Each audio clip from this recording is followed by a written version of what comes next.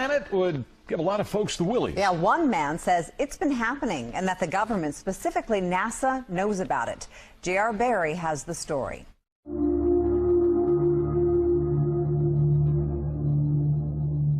It's a question man has been asking for centuries.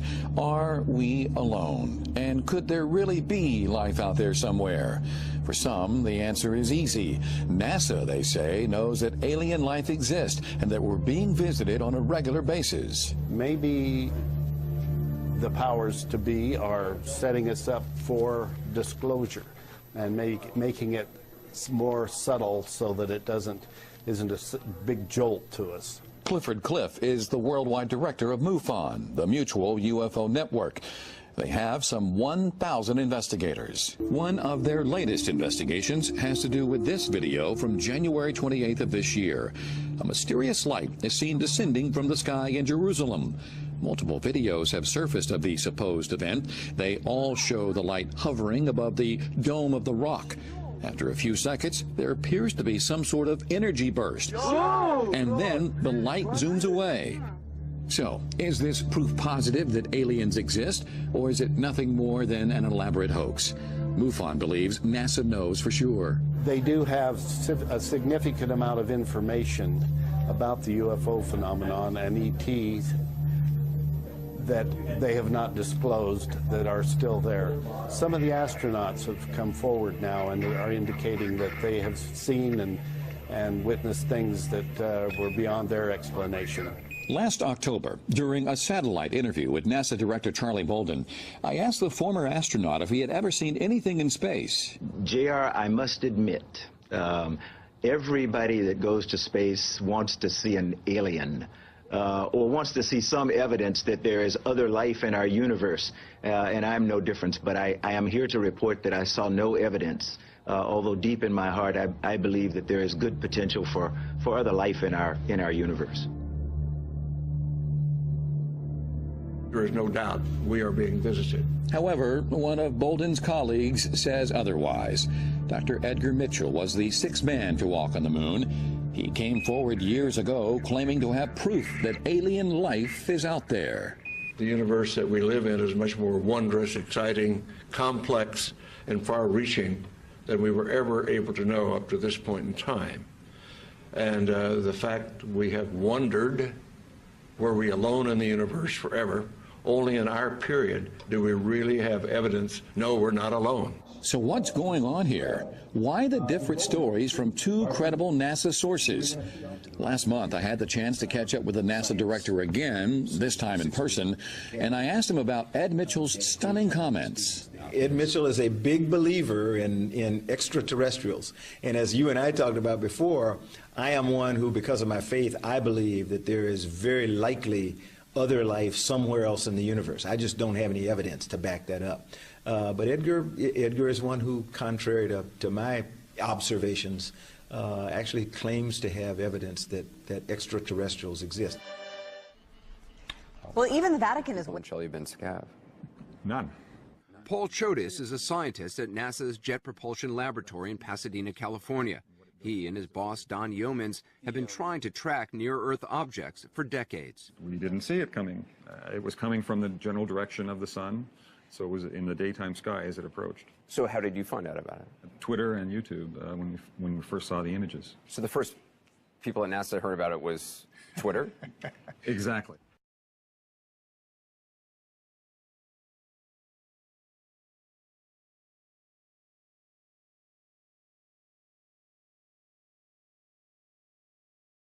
The meteor that rocketed into Russia really got our attention a few weeks back. We learned today about the threat of such things to our modern world. In the meteor and asteroid tracking business, they call the big ones city killers.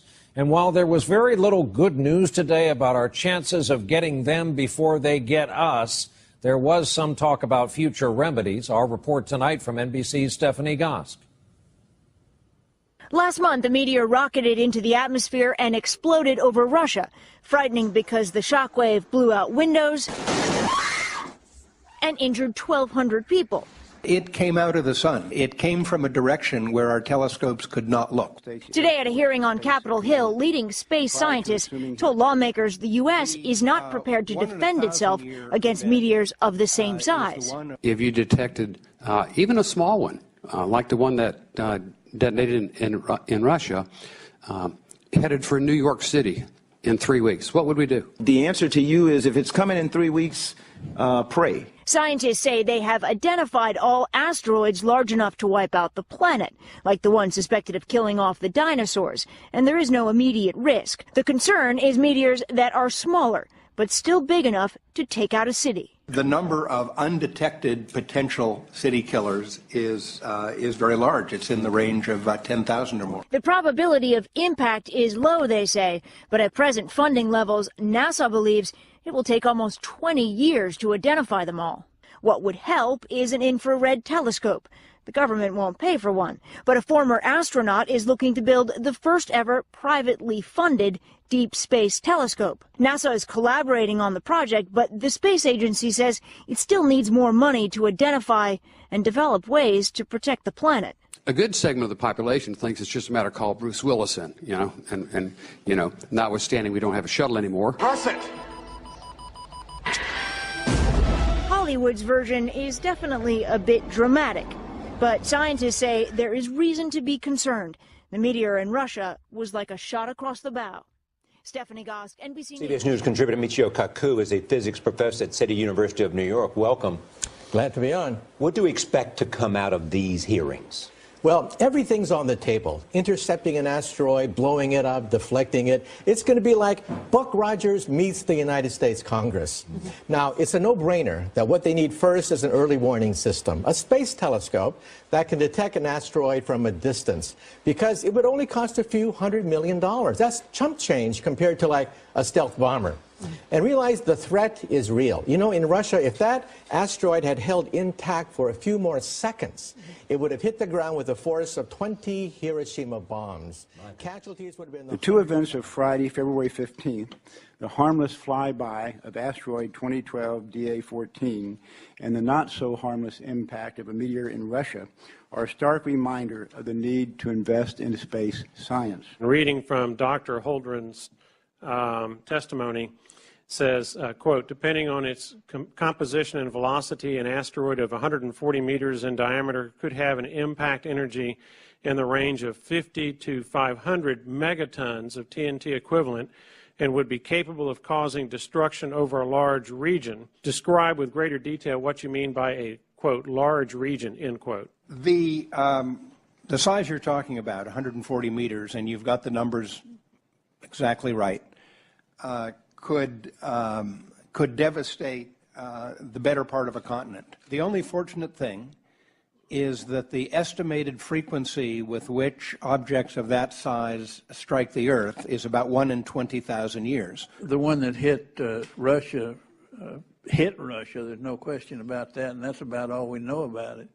Why didn't we know that was coming, that it was in the air or on its way? It came out of the sun, Congressman Hall. It came from a direction where our telescopes could not look. We cannot look into the sun. Well, we can't make that determination as to where it's going to come from. We ought to be able to do something no matter where it comes from if it's going to hit the Earth. The most important single thing we could do to improve our capacity to see any asteroid of potentially damaging size coming would be an orbiting infrared telescope of the sort that the B612 Foundation. No, thank you. I'll show you what shoes to wear, how to fix your hair, everything that really counts to be popular. I know about popular. It's popularity, bitch. I know about popular. Where this say that. I know about popular.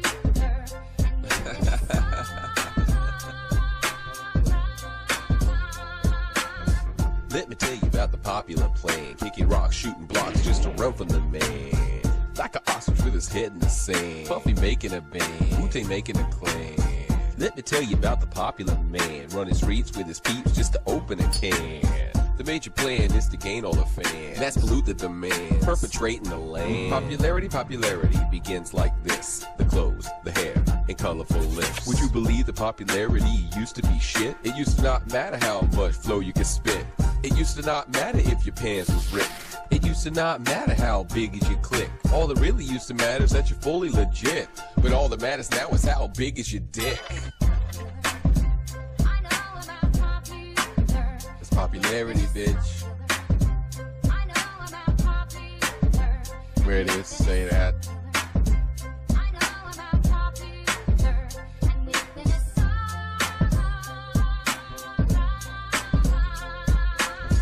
Popularity. Does it even exist? Is life to end up on a list to get pissed? Decide not to take it no more and ball up your fist? I'd rather be kissed by osteoporosis than end up on a list of people permanently pissed. The train to all the riches I must have just missed. The paths I should have taken are gone with the mist. None of the shit matters. Popularity hits. They don't think about the mother in the ring with We kind of wanted to clean this image up a little bit and not have the comment look funny. So, there's no hocus pocus here, really, because of course the comment doesn't really look like what I'm showing right now. There's no hocus pocus here, really, because of course the comment doesn't really look like what I'm showing right now, right? Because of course the comment doesn't really look like what I'm showing right now, right? Think about the mother in the ring with their kids. They don't care about the kids laying dead with their friends, needing blood, a syringe, a gurney, gauze, and some meds, and a real good surgeon to remove all the lead. Now next you need a lawyer to help you defend. They're taking all your money, and then in the end, you're hoping that they let your broke ass join in. Join in. It's popularity, bitch. Say this, wear that.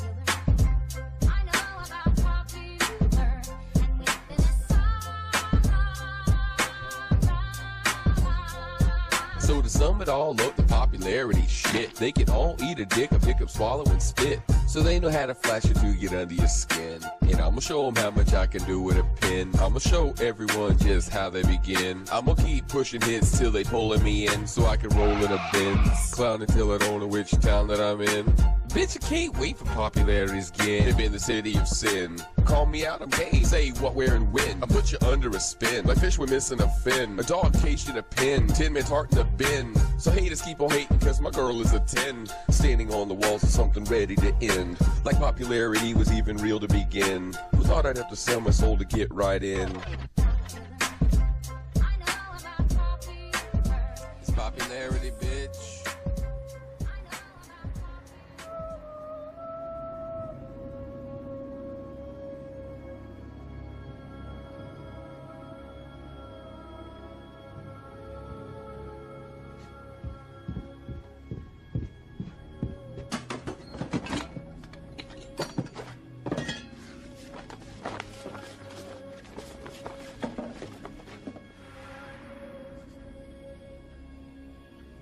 Day.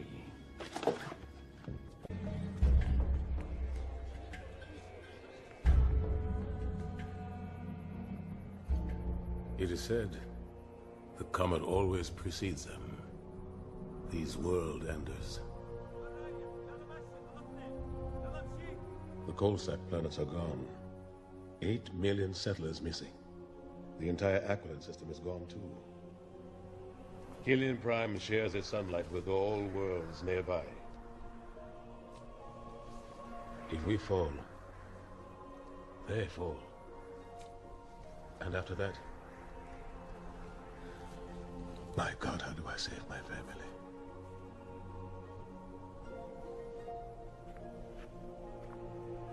Have you heard anything I've said? Said it's all circling the drain, the whole universe. Right? That's right.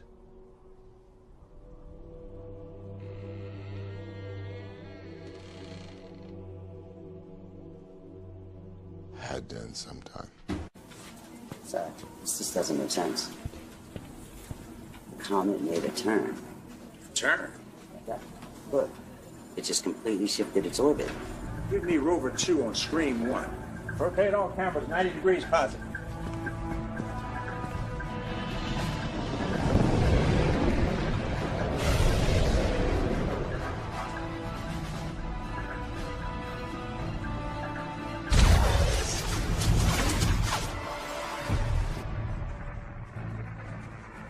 My God.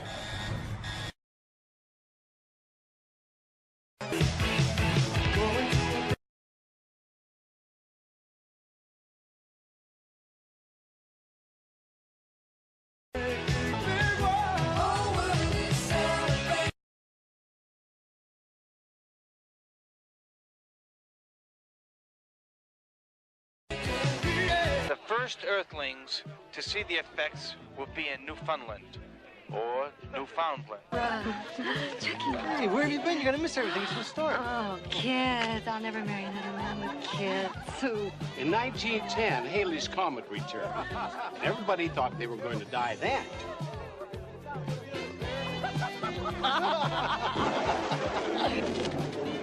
What's that? Look!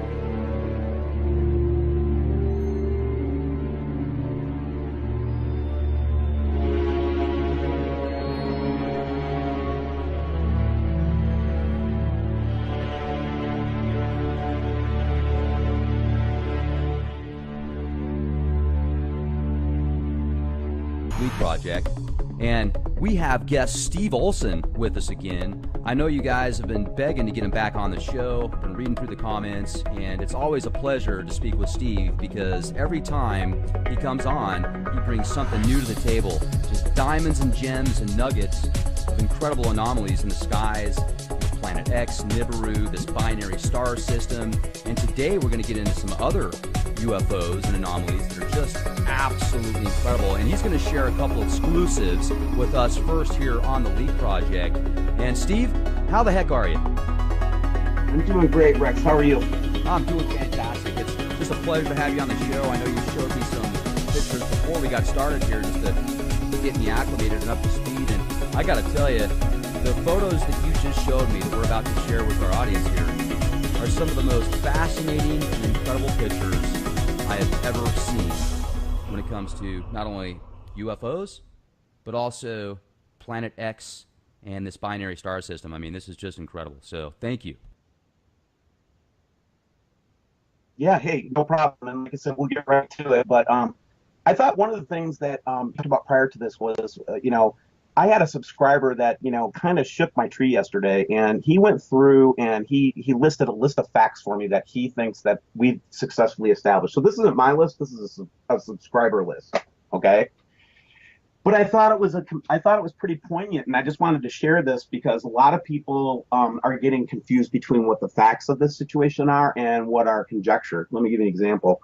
So I might say in a photograph that I know is UV and no way that there was a lens flare in it, and then point out an object, and then I'll get 4 shills that will come on and say, that's a lens flare, that's a lens flare, that's a lens flare, right? Yeah. So I know that they're trying to mislead my audience when they do that. So I'm going to spend some time talking about things that we've established as, I think, facts, okay? Great. So the first fact I think that we can all agree to, including the mainstream media, is that the Earth axis or poles are shifting. Right? Oh, yeah, absolutely. So that magnetic North Pole is moving towards England right now, right? Mm-hmm. And it moves faster every year. In fact, it doubles in speed every year. Okay. Okay? Fact. No disputing it. So what do we have? We have a bunch of articles last week from Washington Post, New York Times, and the PR that was going out last week was that, yes, indeed, the Earth is tilting, so we'll stop arguing about that. But what's causing it is global warming. Well, that's what they said. And you also brought something to my attention the other day when we spoke about how, yeah, there's definitely pockets on Earth that are getting a lot hotter and more extreme, but there's also other locations that more ice and colder and more snow and water than it's ever been as well, right? That's right. Go look at Ben over on Suspicious Observers. And guys, a lot of folks think that I'm at odds with Suspicious Observers because I take more of a, I don't know, spiritual approach to it, I guess. And I do try to stay on science, but Ben is a genius, right? And he tracks this stuff, and he spent a lot of time last year talking about, why aren't we talking about the record lows across the world? He said, because it's not that we have record high temperatures across the world, it's that we also have record lows. It's the extremes that he was trying to say is a more important conversation is the extremes than global warming. So if you think about that for a second, we know that the Antarctic ice sheet increased in size over the last 3 years. Mm-hmm. Yet the North Pole melted. Both poles didn't melt. That's a lie. The southern ice sheet is increasing in size. Now, it might have stabilized this year and gone down a little bit, but for the last 3 years, it's been increasing. Okay. So you have to ask yourself, well, is the southern pole more tipped away from the sun now and the northern pole more tipped towards the sun? That would be a plausible explanation, right? But nobody talks about the extreme lows. Nobody talks about the record ice, right? Right. New Zealand has experienced their all-time low temperatures, record temperatures this year. Okay. In the southern hemisphere. The other thing you'll notice is in the southern hemisphere, we have less population. So from an awareness standpoint, most of the people that are going to be focusing on the weather are the northern hemispheres. This, not saying that the people in the southern hemispheres don't count. There's just many more people in the northern hemispheres than there are in the southern hemispheres. Mm-hmm. So we wouldn't notice it as much. The second thing is that, yeah, everybody talks about amateur astronomers catching 7X. Why aren't the amateur astronomers screaming? I don't know. I got hundreds of them screaming at me. Yeah, me too. Absolutely. Every single day. I got a picture. These are amateurs, right? Amateur astronomers. Yeah, exactly. We know extreme weather is incurred. I don't want to spend all day on this, but just look at this list. NASA keeps turning off their satellites. And it's just random. It's not like they're losing a signal. It's anytime something comes up on that screen, they turn it off. And I'm looking through these, like multiple radiation lens flares are being taken with numerous different colors on one picture. Something's pointing at our solar system. Yep. You know, the different heads of state that have been to the South Pole and investigating some very strange anomalies. And how about the Pope and the Queen coming out this year saying, you know, cryptically speaking, enjoy this Christmas because it could be your last? Yeah. Yeah. So it's like you can't, this isn't something where you can take one picture and say, this is proof. This is one of those kinds of things that there's so much subterfuge around the subject and so much deception around the subject. It's almost like you have to find lots of evidence to hit critical mass, because otherwise you just never will get through it.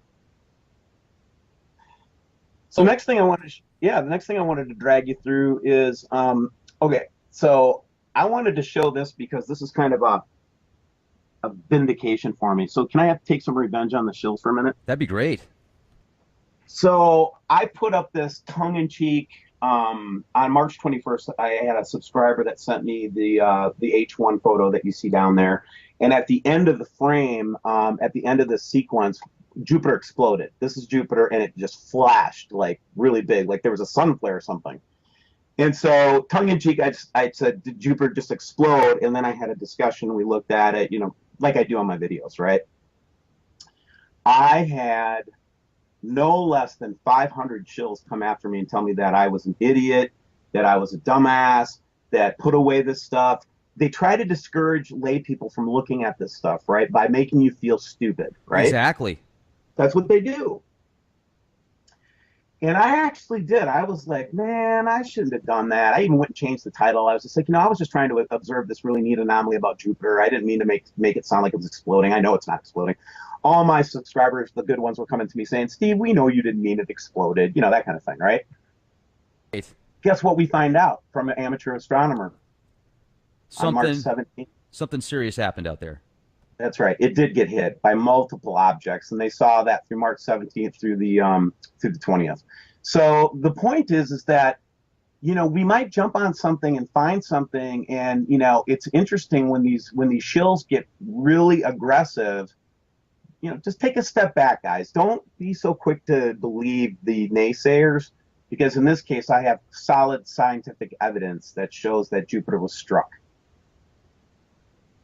Well, I had to take down a few of my comment sections just because 75% of the stuff on there were, these shills trying to provoke people, and then they'd find a way to make them upset. So they're giving each, they're throwing insults back and forth at each other, swearing, cursing, saying, and it gets to the point to where you almost have to say, is it worth keeping these comment sections up sometimes? Because these shills, they're just so keen and they're so good at, I guess you could say, psychology, that they know how to spin people. And then there's people that are just trying to help, and they get upset because they'll say something to them, and then it just turns into this snowball effect. It's ridiculous. Right. So again, I want to say that, guys like Rex and I can take care of ourselves. Number one, you don't have to fight the shills. And in fact, just a quick message, you guys, don't. Just ignore them, please. Because it does. Just ignore them. Continue learning. If they have something interesting to say, certainly look at it. But the big point I wanted to bring up today, though, is I went digging, and I think it was Tom Horn was talking about the rattlesnake prophecy the other day. I don't know if anybody's familiar with Tom Horn here. He's a Christian author. But anyway, this rattlesnake prophecy was just, I noticed that it was completely distorted in 2012. Everybody grabbed this ancient, I can't remember which tribe it was, but this prophecy from one of the Indian tribes, and just completely muddled it with all kinds of 2012 talk. But if you pull out all the 2012 talk, this is what the rattlesnake prophecy says. When the earth sees the fingers of Spearfinger, which in this case, this tribe calls the Nibiru system Spearfinger, strike Jupiter, when the ages of the rings and the wheels tell it is the ending of the ages of cycles of 5. And I've always believed that we're in the 5th epoch. This will be the sign for the whole earth. For all the earth will see this thing to wake up from sleep. So when I see something bash into Jupiter so noticeably like this, it just brought the rattlesnake prophecy to my mind, Rex. Yeah, that's a very good correlation there. And it makes you wonder, if all of these asteroids are getting closer to Earth because of this second system that's bringing everything in, when are we going to start to see these types of effects? That's right. Next thing I wanted to kind of show you was, remember how we were talking about the big halo last time that we've been showing, this big halo? And sometimes we see it really clear, and sometimes we don't see it very clear. And then I was proving to you that it was actually in space, right, by showing you an ISS photo of this. Now, I'm probably getting a lot of eye rolls when I talk about space shields, right? It can make you sound pretty right? Right. Okay. They're thinking Star Trek kind of stuff just because of the conditioning process. Correct. And remember, what I'm talking about is probably a very thin material, translucent material, and it would not be hard to deploy something like that level at a certain distance from the Earth. And I'm starting to think that this chemtrailing and this shielding I think they feel like they had to do this to stop the amount of radiation that's coming at us. Especially UV radiation. So you go out and try to find data on UV radiation, guys. You will have a tough time finding any good scientific data on UV levels. And I can prove that the microsieverts have doubled over the past 3 years, Steve, because I've constantly got I've got a watch that's got a built-in Geiger counter, and they cost about $1,500. You can pick one up at MTM Watches. And everywhere I've gone across the country, I've traveled this country quite extensively the past 3 years, and literally the radiation levels have doubled. Right. So I guess what I'm going to say is I'm defending the government a little bit. and I hate doing this, but it's true. I think that they were in a no-win situation with this, right? I think, you know, as it came, do I think there's a great deception? Do I think it's evil? Yes. Do I think that there's Illuminati ties and, you know, some of this wickedness? Absolutely, I do. But in this case, I look at this and all I see is science trying to combat something is what I do. I see these guys up there every day trying to stop this thing from baking the planet to death. That's what I see. Wow. You could be right. Absolutely. It kind of reminds me of That's the movie what Highlander Snowden 2. said. Remember what Snowden said when he was interviewed on the subject? Mm-hmm. I went back and reread Snowden's testimony. He's the only one that's seen real data about this, right? Right. Well, that we know of.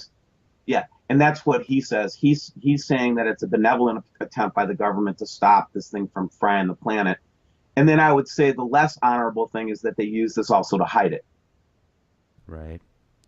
So I'm showing this one because this is the most intense picture I've seen of the halo, and it's in the chemtrailing and everything like that. I think the shield's starting to fail. It's getting to the point where they can't hide it anymore. It's getting, you know, and I think that the reason it's turning colors is because it's actually at the end of its life. I think it's getting burned. I think all the stuff's getting too close now. You think that the sun, our, you know, regular sun, is getting close to the end of its life as well? I wouldn't say that. I don't know enough of the science behind that. I think that the sun and this other dead star are in conflict with each other right now, though. Absolutely.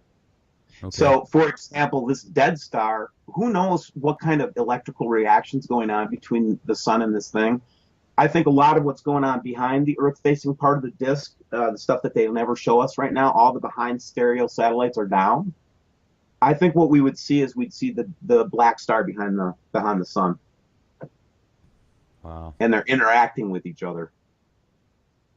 And so, do you think it rotates to where sometimes you can actually take a picture and that's what people are seeing oftentimes when they have a secondary sun in that picture, that it could be the reflection of this nemesis?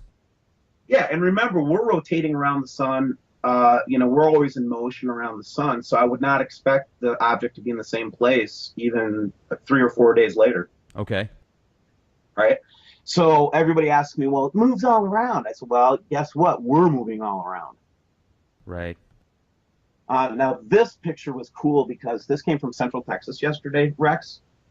And this is the last I'll say about the shield, okay? Because I know a lot of people think I'm nuts because I talk about the shield, but look at this. Doesn't this look like pieces of a shield or some type of material disintegrating and falling from the sky? Either that or tears in the time continuum, and the first one makes more sense. You know, I'm open-minded to tears in the time continuum. Look, man, if you're not up as a layman should be up on physics, they are completely concurring now that time travel is possible. And if there's no physicist is going to argue with you on that. They're not. They know. So who knows, right? These are some mind-blowing pics. I have never seen one that intense, like you said, with those chemtrails. That's wild. This one. Yeah, this is the first time I've actually seen the sheets up in the sky falling down. I've seen the filaments like in Texas falling down. Okay. But this is the first time I've seen big sheets of it falling from the sky. Yeah. I remember back in 2013, Colorado Springs, I was walking with some friends, and they were spraying chemtrails so bad that day. I was wearing some polarized glasses. I was like, hey, look, guys, you can see just billions of these tiny particles fall down from the skies. And one of them goes, let me see that. She took my glasses, and she goes, oh, my God, you're right. I said, of course I'm right. Yeah, we're not lying. Think I'm making this up? Oh, yeah, look, there's Mickey Mouse. He's hanging out there with Papa Smurf, and, you know, they're smoking a doobie. I mean, come on, guys. And then the last one I'm going to show you is just a little video clip. I just got this yesterday, but this is strange animal behavior. I don't know how strange this is or not, but it reminds me of a couple of apocalypse movies when the birds freak out, and this is a guy freaking out on them freaking out. Okay. So it's all these birds just like flying in weird circles.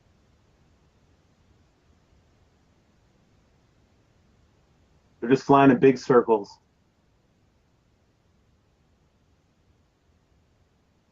I don't know, just weird, right? That is odd, yeah.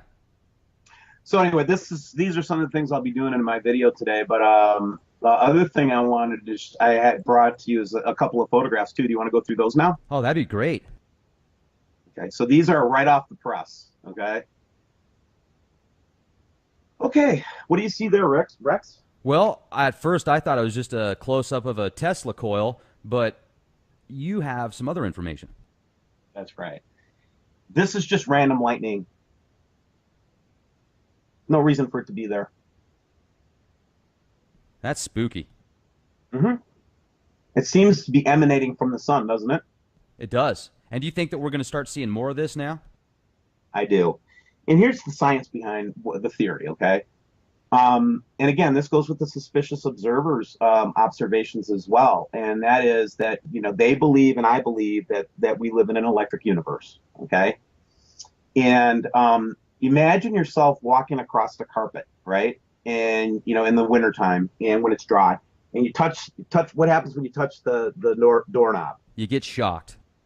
Right, you get a big shock. But it doesn't happen from across the room, does it? No. You have to be within proximity before that happens. Right? Right.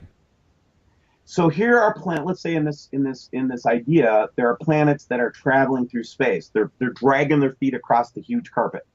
Mm-hmm. And then they finally get close enough to another body and they discharge. Now, if you haven't been exposed to this arena of information, we actually have footage of when Comet Ison a few years ago was doing its run around the sun. I don't know if you remember that or not. Oh yeah, absolutely. There's a huge comet, everybody, and go look it up, Ison, in case you don't know what it is. And you will find that the sun actually discharged on Ison and blew it to bits. So when Ison is dragging its carpet across the proverbial carpet, and then it got finally close enough to the sun and it discharged, the sun basically blew it to pieces.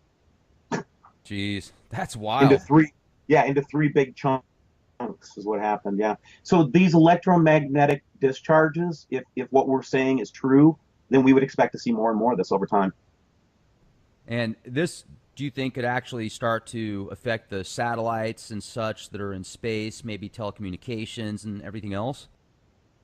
Yeah, and in fact, it already is, right? I mean, we have days where, let's go, like, if anybody's got satellite TV, right? We know that the rain clouds will block the signal, and sometimes we'll lose our signal with satellite TV. Right. Especially electrical storms, right? Okay. Well, you're going to notice that some days you're going to have bright blue skies, and yet your TV is messing up.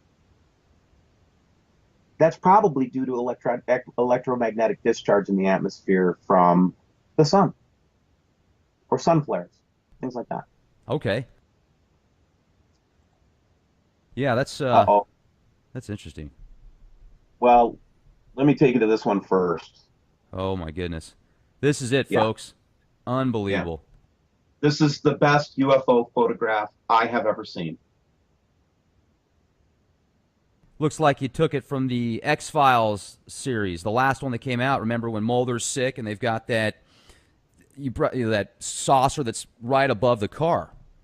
Right. Remember the one that like zapped that girl that was in the car? Yeah. Yeah. That's what this looks like. So I don't believe this is of extraterrestrial origin, first of all. One of ours. It's one of ours, I believe. And maybe even one of our listeners will be able to tell us what make and model it is, okay? But this is a person that I know very well, guys. The person that sent me this photograph, this is a person that's been trying to photograph the Nibiru system for the last 6 months. Just a very enthusiastic researcher. She lives in Mesa, Arizona. She is just a good-hearted soul, and I love her. And then she sent me this photograph yesterday, and I actually questioned if we should show it. Wow. That is incredible. And look at it almost looks like some type of, I'm not going to say teleportation beam, but some type of, I guess, energy source that allows it to, that's like the rocket almost, I guess, right? On the bottom there? Who knows, right? It could be some type of electromagnetic plasma due to anti-gravity or something like that, right? But you know, it makes me wonder how many times I've seen the three lights flashing across the sky, and what was behind it was that instead of an airplane. Yeah. And I mean, just the lines are so perfect. Oh, check this out, Rex. Check out this view of it. Oh, wow. That looks like a creature coming at me. Yeah, it does. Looks like a Cylon almost. Jeez. So the question is, you know, what does this got to do with Planet X, right? Well, maybe they're coming back with it. So let's say that this is, let's go with option A, that this is extraterrestrial. I will testify, and I'm sure other reporters will testify, that the number and quality of UFO photographs has exponentially increased in the last year. Absolutely. And I'm telling you guys, these are not photoshopped in any way. This is exactly what we took a photograph of. I think she dimmed it just a little bit to bring out some of the, you know, the details in it. And that's it, right? Now check this out. I'm going to go to another one. This is a researcher in the Netherlands. This was yesterday, I believe, and he captured this. Looks like the War of the Worlds blimp. Another Nibiru. Yeah, yeah. And again, these are two serious Nibiru researchers, okay? These are people that are well known. I mean, it wouldn't be hard to find these guys because they do it every day in the same way. So the first question I wonder is, are they being surveyed by this technology? Or is this just random catches that they got of this technology? I don't know. But this is clearly technology, okay? I mean, there's a wire coming out of it, something hanging down from it. Wait, what do you think that is? Some type of sensor system? It looks to me like some kind of a drone technology, honestly, to me. Again, I'm just speculating. Who knows, right? But I believe it's a drone of some sort. I just think it's a drone. Well, that was Just what a new first came to style my drone. mind. Yeah, I mean, that was the first thing that I thought of when I saw it. It's just some type of drone. However, doesn't necessarily mean it's one of ours or it's not one of ours. I don't know. Right? Again, I'm a reporter. A lot of people expect me to be like, you know, I'll get this thing like, you need to go to physics school or whatever. It's like, you know what? No, I don't. I'm a reporter, okay? And I'm going to talk about what I see, and I'm going to speculate and conjecture just like other reporters do on the mainstream media. I don't know why it's a sin for us to do it, Rex, but apparently we Strange can't how that works. Yeah, we can't conjecture. We can't speculate. You know, we have to be like dead on, and we have to have NASA, you know, validation and all that stuff. Really? Come on. I think a lot of it is just people's, you know, some people are so confused and they're just looking for a reason to come after you because they don't want to believe it oftentimes. Yeah, and it's not like, and the thing I want to keep pointing out is that I am not taking these pictures, you guys. This is not me just like pulling stuff out of Photoshop. These are credible researchers. Now, Sharon Graybeck, one of the most credible Nibiru researchers out there, she takes infrared photography. She is absolutely honest and integrity to a fault. She won't show anything unless it's poignant and interesting. She won't show just sunshots and stuff like that. She sent this one out, and this is actually facing southeast of St. Louis. Okay. Now, I've seen pictures before with those zebra stripes. Doesn't it kind of, yeah, and I've seen the, like, especially in Mexico cams, we see this expression of an orb or okay, let's keep the possibility open that it's a lens flare, okay? But I don't know if lens flares are possible. It's possible for a lens flare to show so much detail and multiple colors. Well, and what would you say, Steve, to the people that said, well, how come it's so, you know, how come you can see through half of it? Translucent light? Yeah, uh-huh. So when they're chemtrailing, you'll notice that sometimes they have really opaque, like you can just see the chemtrail. It's a big, heavy gas coming out, and it just lingers and it's white and everything like that. Other times, if you're looking really closely and a little bit higher in the atmosphere, you'll see constant spraying with a not as visible chemtrail. Okay. So they're pumping so many different chemicals into and what they're trying to do is lighten and keep very, anything that would be seen in the daytime as obfuscated as they can. But sometimes you're just going to see through, especially as they come close. We're just going to see them through that shield that they've been putting up. Yeah, because I have seen many pictures that do have the same lines, and that's a very cool anomaly indeed. And the reason I like this one is because it's just laying out in space by itself. It wasn't like right next to the sun with all kinds of flashes and it's just the orb in space. Okay. And I'm like, okay, that's a compelling photo. Yeah, that's a good one. This one really got me. We've been looking for more evidence on the green planet. And this has got dimension to it. It's got some kind of a tail on it. But clearly this is some kind of object in space.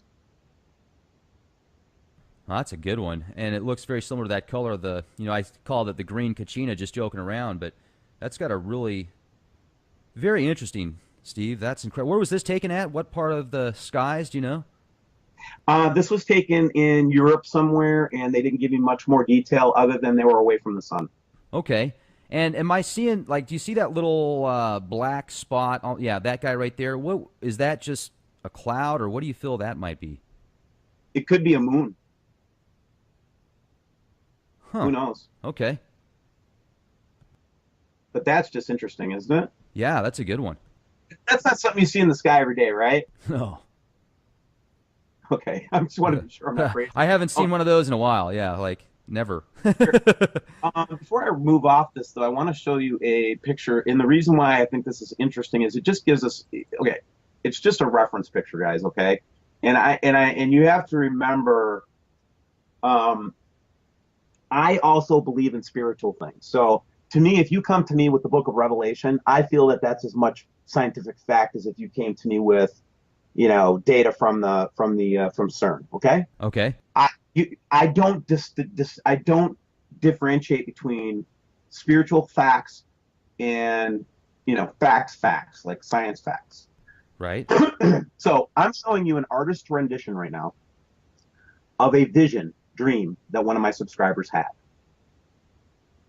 In the dream, and it was a vivid dream, and this guy's not a spiritual zealot of any kind. He's really just kind of a spiritual guy, doesn't really go to church, that kind of guy. Just loves God kind of thing. And then so just recently he had this such a vivid dream that he commissioned a painter to paint it for him. That's a nice because painting. He was so compelled by that vision. So on the top, you see a asteroid going from left to right. So the first thing he saw was an asteroid, a big asteroid, going from left to right.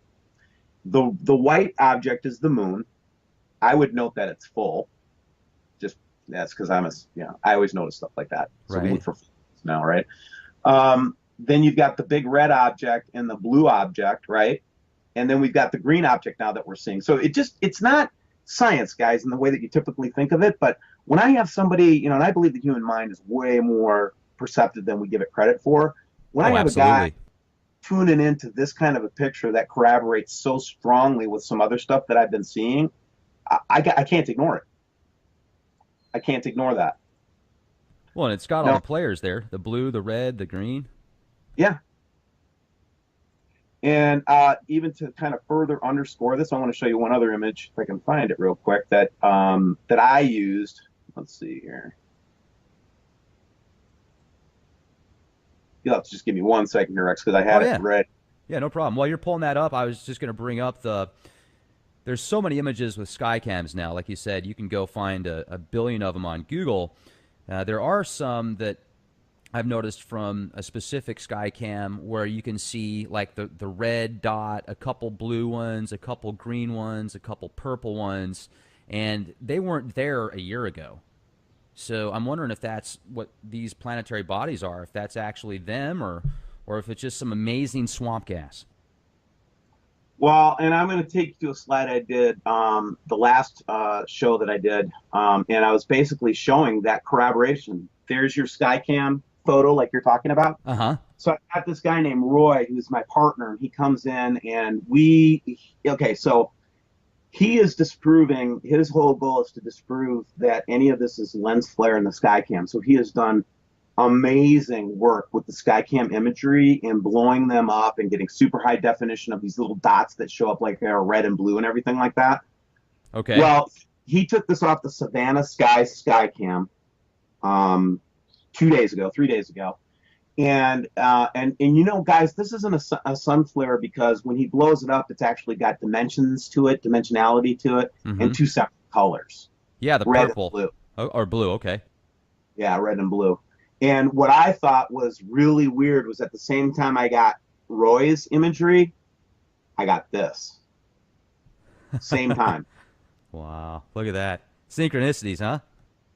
Yeah, so here's what we're hypothesizing is Nibiru, and here's the clouds around it, like the iron oxide dust, and then here's that orbiting blue moon or planet that it orbits with, and then here's the vision of the guy. So, you know, I don't discount stuff that just because it comes from somebody's, you know, spiritual side. You know what I'm saying, Rex? Oh, yeah. I mean, I think that to be in tune with your spirit is very key.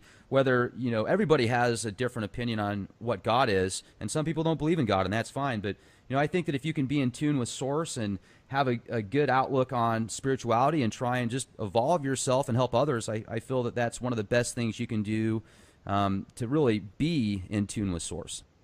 Yeah, and I love the word source, and a lot of my Christian fundamentalist friends won't like that word, okay? The reason for that is once you become a fundamentalist Christian, you believe that everything has to be said a certain way, and you know what I mean? It's very dogmatic. Yeah, it really is. Yeah, very dogmatic. And in fact, I one of my titles was, I just saw the Earth till, holy crap. That was the title, right? Yeah, I remember that video. Yeah, holy crap. And I had a fundamentalist Christian come back and say, how dare you use the word holy with such an impure thing? And I wrote back and I said, listen, Jesus crap, so is his crap holy then? Oh my gosh, that same person wrote to me. And they said the same thing, because on occasion I will say, holy crap. I won't, you know, I mean, I'll not swear, but, and then, so I even apologized. I said, look, I wasn't trying to offend you in any way. Here's another thing we talked about this also, Steve, is I've got an eye in my logo, so people think that, you know, it's the Eye of Horus or something. It's not, folks. It's an eye that was designed as representation of being able to see through the veil of deceit. And all the hand means, folks, is it's a form of protection. That's it. They're just symbols. They're nothing evil. You have two eyeballs. It doesn't mean you have two devils in your head. I hope not, anyway. So, you know, hopefully you don't have to pluck out your eyeballs to go to heaven, folks. I'm sorry. Yeah. I just had to throw that out there.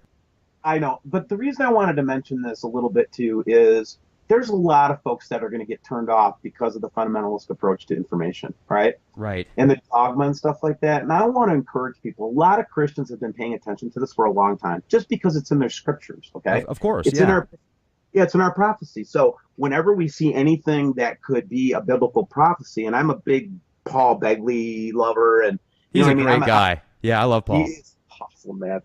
But I'm that kind of Christian. I'm definitely a Christian all the way. But one of the things that I've learned over the years is that you got to let God do his work, man. You can't just like expect somebody to walk into this stuff and, you know, buy into your dogma. Number two, I don't want anybody to think that just because you're not a Christian or you're not spiritual that you can't talk to me or be with me, because I don't care where you come from, honestly. I really don't. And I wish that all Christians would take that point of view, man. Just get your arms open, man. How many people did you see Jesus rejecting, guys, in the Bible? And doesn't Jesus even say, if you were going to follow one commandment, the most important one is treat your neighbor as thyself? Right. It's love the Lord God with all your heart, mind, and soul, and love your neighbor as yourself. Those are the two greatest. And all the law, he said, is wrapped up in those two commandments. Yeah. Yeah, that's a good point. I didn't mean to get off on a Christian tangent. I'm kind of more berating my Christian fundamentalist friends who I love. I just want you guys to mellow the hell out. Well said, Steve. I'm glad you brought that up in this podcast. I think that was a good idea. Well, Marshall Masters is another great example, and I love Marshall Masters. And talk about a guy that's had to take a beating, you know, for the last 20 years, right? Yeah, he's a great guy. He is really a great guy. And one of the things I've learned in talking to him is he's talking to the same God I'm talking to, guys. I'm here to tell you that Marshall is hearing love. That's what he hears. And when he talks about, I want to get closer to the source, he's talking about God, okay? He just doesn't want to come out and sound like a Christian because he doesn't want to be associated with us. I get it. Do you know what the real definition of God actually is? If you look up one of the oldest accounts of the definition of God is unknown. So when you say thank you, God, I mean, it's almost like saying thank you, unknown. So just to put a specific word, or, like saying source, or, sometimes I'll use the term divine providence, because I think that is, just as valuable as saying God or whatever else you do. I mean, everybody has their own opinion on things. So I'm also glad you brought that up as well, because some people they fall away from what's most important because they're trying to pinpoint these little dogmatic sayings. Yeah, and it's not helping anybody, guys. It doesn't help anybody, right?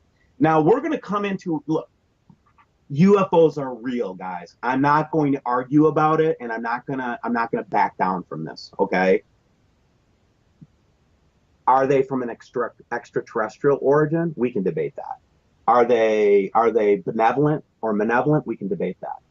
But don't start bringing your dogma into this, because the Bible doesn't address UFOs, except for in the book of Ezekiel and a couple other places, okay? So what are these things? Why are we seeing more UFOs right now? Look, man, Rex, I've never seen a picture like this before. My mind is blown. That is incredible.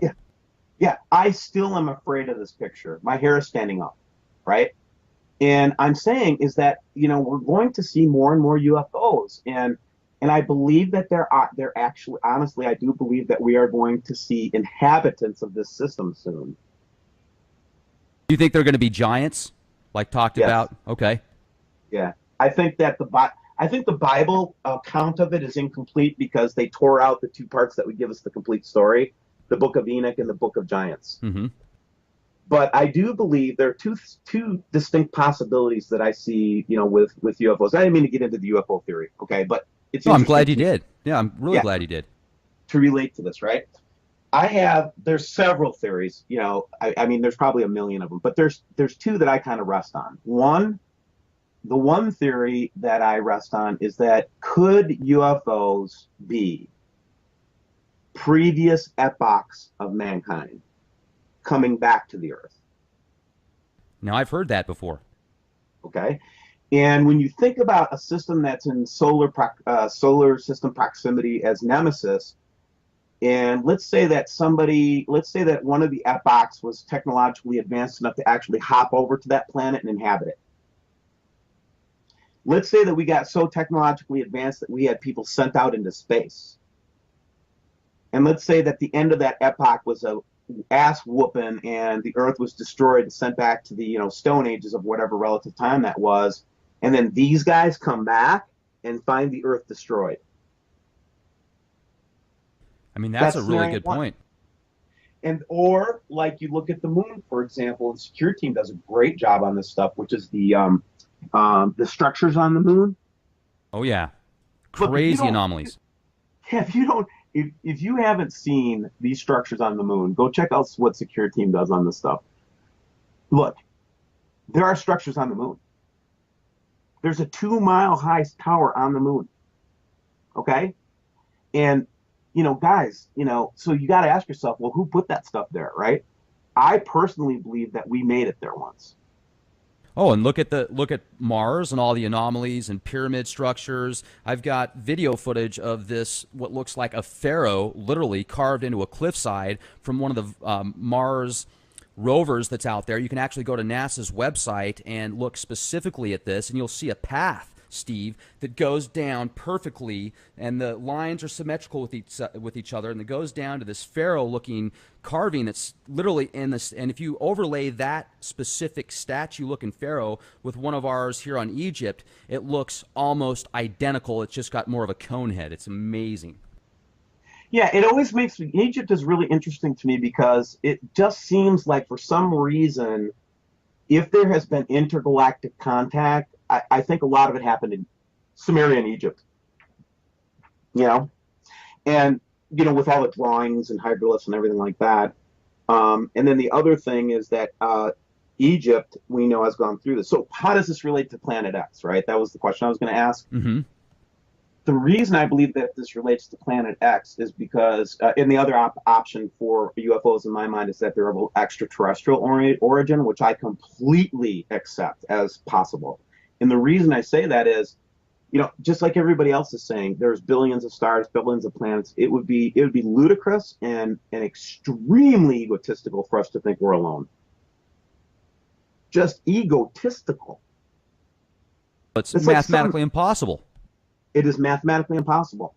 So do I allow for these to be visitors from other worlds? Yeah, I do. I do. But remember, these beings are talked about. We have beings talked about in the Bible that are aliens. The 200 watchers that came down on Mount Hermon or whatever and then made, you know, and basically picked wives and all that. Yeah. But I'm just saying, it's like, you know, just read your Bible, man. The Bible talks about Melchizedek. Where did he come from? Abraham had to give him a sacrifice. That dude seemed pretty high ranking, but he didn't have a father or mother, the Bible said. And it didn't talk about his origin. What about the 7 spirits in the book of Revelation? You guys talk about one Holy Spirit. The Bible talks about 7. Or how about we created man in our image? What's your take on that? Well, you'd have to go to Michael Heiser to get the good answer on that one. Okay. So he was on the other day, and he, you know what? I'm sorry, I got to interrupt here real quick, Steve, because we had him on the other day, and all he would just basically debunk everything. Yeah, and yeah, I know he's got a big thing for Sitchin, but what he's trying to show with Sitchin's work is that it's a distortion of his view of the Elohim, right? Okay. So Michael Heiser is one of those. He actually thinks that this is more complicated than just God and man. He thinks that there's God, the source, the main creator of everything, and then the council of the gods. That's what he says it is, right? And these were basically God's sons, what the Bible would call the sons of God, right? And that these were actually godlike beings, right? And humanity is actually replacing them. That's what he would say, because they failed to live up to the Creator's expectations. So I'm dubious, right? I'm dubious of all these different parsings and everything like that. Especially the reason I like Michael Heiser is because he's opened me up to an idea that when I look at a scripture like "Let us create man in our own image," he's given me something that I can grab onto and say, "Yeah, that makes sense." Now I can say, "Yeah, I can agree with that." Okay. You know, so he's saying in that passage what Michael I think was saying, and Michael has to speak for himself, but he was saying that there was the council, the divine council with God at the head of the table, and they were discussing mankind, and they all agreed it was good that let us then create man in our own image, and that was the ruling of this sacred council, if you will. That's what Heiser would say. Yeah, okay. Yeah, he's a well-educated individual.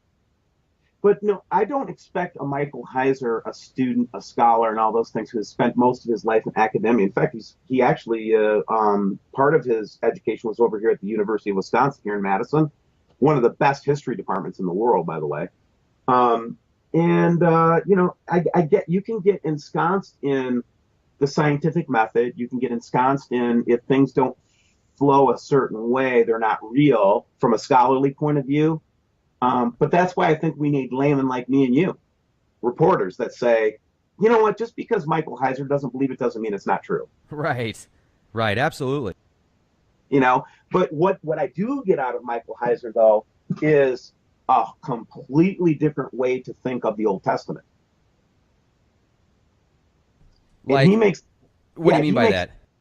He makes the point that the Old Testament, you know, and I also believe this too, by the way, if you don't have some context of what a person from that time would believe, it would be very hard for you to understand what they meant when they said Elohim. Right. Or just when they bring up certain passages and we look at it as like, wow, why would they do that? Just the time frame and their upbringing, their parents' upbringings were so different that it's really tough to relate the overall concept because we're in such a different time right now. Right. Well, let's take one big one. Like, if you're a Christian and, you know, and you've experienced the love of God, or whatever religion that you've experienced the love of God, presence of God, And you know that loving, you know, that super strong feeling of love and compassion and everything that we associate with God, right? Right. Well, we have that loving feeling that we associate from God. I don't even know where I was going with that, but no, Squirrel. but No, just kidding. But then all of a sudden we see God committing genocide, right? Yeah, I mean, it was kind of tough to figure out why. Yeah, if you can't face up to the fact that the Old Testament shows the people, the children of Israel, committing genocide, then you're not a real Bible scholar. You have never read the Bible. That was genocide. Big time. So the question is, why would this loving God do that? I can't come up with an answer for that. Well, Heiser's got an answer for it. And I think it's pretty plausible that what we've got going on right now is not just a spiritual war in the classic sense of praying and, and deception and, truth and all that good stuff. I think that there's a battle also going on for the origin of life. Who's going to take credit, or who's going to be the origin of life? So when God and Satan were arguing with each other in the Garden of Eden, or when they were discussing, Adam's and Eve's sin or whatever, it wasn't about, I'm going to take you down, mofo, or anything like that, right? It was, my seed is going to destroy your seed. Okay. And so it's kind of like this duality since the beginning of mankind. So the question is, so the origin, as I'll just jump fast forward ahead. So Heiser would say that the seed of the people in Israel at that time were the seed of the Nephilim. They still had Nephilim in the land. The evidence we have of that is Joshua and Caleb, before they went on their trip into the wilderness. They actually went and scouted out Canaan, and they actually said there were giants that were 5 times the height of a man, and we were like grasshoppers in their sight and all that. Uh-huh. Yeah. Canaan at that time was being inhabited by Nephilim. So if you track with me here, this is the Heiser theory, that the Nephilim and the illegal seed, if you will, that were brought to the earth from Lucifer and his fallen watchers, okay, when they came and took human wives. And then if you go to the Book of Giants, you can actually see that God gets pretty pissed off about that. Like, origin of life is my domain, not yours. Okay? And so when your seed came into play, then it's your seed versus my seed. And so what a Heiser would say about Israel and the genocide that occurred there was God was eliminating the seed of the Nephilim from the earth. A seed that did not come from him. It does not belong in the universe. That's what Heiser would say. With that kind of technology, you think just give them all a heart attack real quick, and then instead of having to slaughter every man, woman, and child with primitive weapons and such, I mean, just think how tough it would have been for the people that actually had to do that too. I mean, talk about PTSD. No, yeah, I know, right? And again, I'm not saying I understand all of it, and I'm just giving you guys a perspective on it. But again, there's more to this than just straight up, you got to look one layer deeper and say, was there a conflict? Because the only time you see God ever do anything like that is when it had to do with the Nephilim. That's it. He doesn't do it any other time. There's no genocides on other groups. It's just the Nephilim. Yeah, that's a good point. It? Yeah, it's interesting, isn't it? Like the flood, the Great Flood, they talked about every beast had been corrupted. Remember that? I sure do. Absolutely. So were they corrupted genetically? Is that what he was saying? I don't know. And I do know that he wiped out all the Nephilim in that flood. I do know that. You don't think that the Rh negative bloodline is more of the Nephilim genetics and such? There is a great discussion around that, right? So some believe that the Rh negative is signs of, and we would call that alien blood, right? So because remember, these were aliens that came down onto the mountain. They weren't supposed to touch down on Earth. They were supposed to watch the Earth. They weren't supposed to be part of the Earth, right? So here they come down. They think women are beautiful. They take wives to themselves, and they start having kids, right? Mm-hmm. This is all a big violation. They're not supposed to do that. Like, they violated the Prime Directive, Okay? They weren't supposed to do that. That would be seen as if we looked under a microscope of one of the children of one of these angels and a woman, right? We would only have, the only thing we could say is that's alien blood. Right? Right. Because it was from an alien, man. It was not a human. In the biblical view, that is, right? And I'm not. There's science that points to that being just, there's certain things. We had Brad Olson on the other day, and he talked about the Rh negative factor for a few minutes. And basically what he said was, if you have Rh negative blood, there's certain genes and DNA structures there that aren't in people that have, you know, B or B positive or O positive or something like that. And if you give somebody that type of blood, like Rh negative that's B positive, then it will kill them. So it literally attacks them. So very strange anomaly indeed. Oh, it is. And those are just scientific facts about, you know, what blood types that you can accept other blood types from. Yeah. Yeah, that's science. That's science. So Rh negative is very interesting. And I still haven't got my arms around it yet, my mind around it, if you will. I have at least 4 Rh negative people that are trying to tell me what's going on here, and I can't understand any of them. Really? What are they? Are they correlating it to the Anunnaki, like Enki and Enlil? Well, because this is what they're telling me. The Rh negative is everything with the abductions. It's with the Illuminati. Like, you couldn't be in the Illuminati unless you're Rh negative or something like that. Well, there are a lot of bloodlines that are Rh negative, and there are a lot of abduction cases also with people that have that blood. Right, and these are actual Rh negative people. One of them was supposedly on the run when she was sending me stuff. I haven't heard from her for 3 weeks. And she fires off this note to me saying, look, I'm targeted. They're coming after me. I got to tell you right now, I can't tell you much about what this is, but I'm Rh negative. Go look it up, kind of, right? I'm like, so I start looking it up. And then all of a sudden I get all these people talking to me about Rh negative blood. And then what was the most recent conversation I had with a guy? He was telling me that it had something to do with the lineage of Esau and Jacob, which to me still follows that line of thought, which is the seed of one race of people, like the let's call them the angelic class of people, the aliens that came down and made it with women. Those guys, right? And then there's the pure human, genetics. Mm-hmm. And Rh negative is just people that have that bloodline from the fallen angels. Yeah, that's kind of where I'm looking at it as well, as far as the connections and such. It's fascinating indeed. And you know, Steve, I really appreciate you coming on here with us. I know that you have very limited time because you've got your own program, folks. If you haven't heard of Steve before, I'm sure most of you have, but those that haven't, check out his website, his YouTube channel. It is Wormwood System Observer, WSO, Steve Olson. You are the man, Steve. It's always great to talk to you, my friend. I appreciate you coming out here and sharing so much knowledge and these pictures and photographs. I mean, this stuff is absolutely cutting edge. It really is, man. I appreciate you too, Rex, and keep up doing the good job that you're doing, brother. Will do. And if there's anything we can ever do to help, please let us know. We'll keep in touch and stay safe, Steve. I appreciate it. Bye-bye, everybody.